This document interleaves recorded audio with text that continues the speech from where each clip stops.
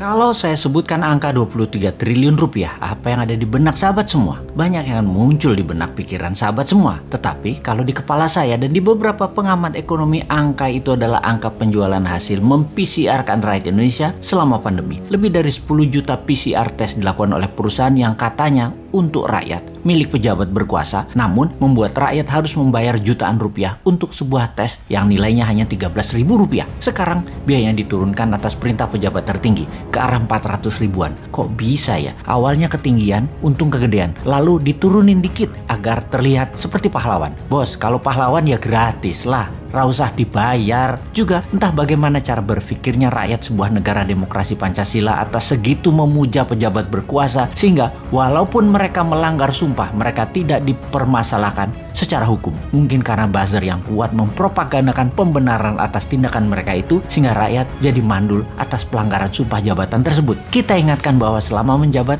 seorang pejabat itu disumpah sumpah jabatan, yang salah satu isinya dilarang memperkaya diri sendiri dengan membuat kebijakan yang menguntungkan dirinya atau memperkaya orang lain. Hal ini sekarang dilakukan oleh orang di sekeliling penguasa yang baik, yang jujur, yang rendah hati pilihan rakyat tersebut, namun membiarkan banyak penyalahgunaan jabatan oleh orang-orang di sekelilingnya. Ini bukan kita loh yang mengatakan, ini dikatakan dengan tegas berkali-kali oleh Profesor Mahfud MD. Lupa itu sebelum dia menjabat sih bicara begitu. Namun setelah beliau menjabat, ternyata beliau banyak nonton sinetron, sehingga rekan sejawatnya yang banyak putar-putar peraturan kebijakan untuk keuntungan kroni-kroninya, beliau nggak sensitif lagi. Rekening cocok sih mungkin buat dia lupa kan suara rakyat. Saya jadi teringat bagaimana Partai Komunis Tiongkok. Anggota partai itu 80 juta orang. Semua pegawai negerinya Tiongkok adalah anggota Partai Komunis. 80 juta orang ini adalah orang yang mengelola 1,4 miliar manusia Tiongkok. Ketatnya organisasi dengan 80 juta anggota tersebut membuat solid 1,3 miliar manusia manut, taat, dan takut. Atau bahasa gangster mafioso Al Capone pernah mengatakan, kepolisian yang tidak terorganisir akan kalah dengan gangster terorganisir. Walaupun kekuatan gangster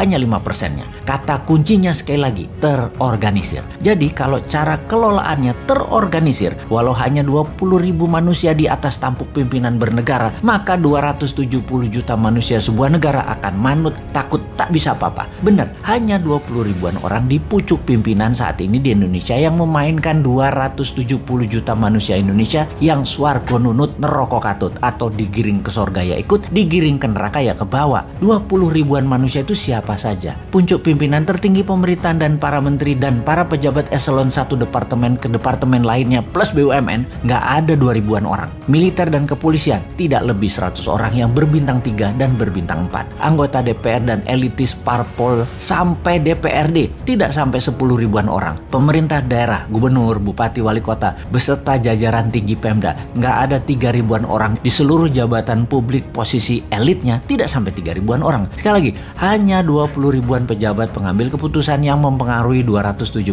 juta manusia Indonesia. Mau dibuat pinter rakyatnya, mentalnya mau jadi kuat, manusianya menjadi produktif, atau mau dibuat rakyat Indonesia ini menjadi malas, manut, takut, atau mau dibuat menjadi negara yang ditakuti dunia, dihormati, menjadi negara kaya, menjadi negara superpower militernya, menjadi negara yang mendominasi laut. Ya hanya 20 ribuan orang ini saja yang bekerja. Kalau 20 ribuan orang ini pragmatis, meniru pucuk-pucuk pimpinan jabatan yang kasual, yang memainkan kebijakan untuk kepentingan kantongnya dan kroninya, ya semuanya yang 20 ribuan ini ya mayoritas jadi pebisnis berdagang dan memanfaatkan jabatannya demi kroni dan dirinya secara sembunyi-sembunyi atau terang-terangan, seperti kasus PCR dan Pandora Papers yang didiamkan itu. Jadi selamat kepada para pejabat yang 20 ribuan orang tersebut. Teruslah membuat Indonesia gini-gini aja. GDP nggak naik, uang beredar dibatasi supaya masyarakat jadi nggak pinter, menjadikan Indonesia negara yang takut sama Tiongkok, menjadi negara yang selalu berhutang. Lanjutkan deh. Dan kepada masyarakat yang kagum dengan pejabatnya, teruslah rebahan, teruslah tidak baca buku dan tidak tahu berita dunia, teruslah menjadi pasar produk asing, teruslah mendukung hutang. Pokoknya dukung aja.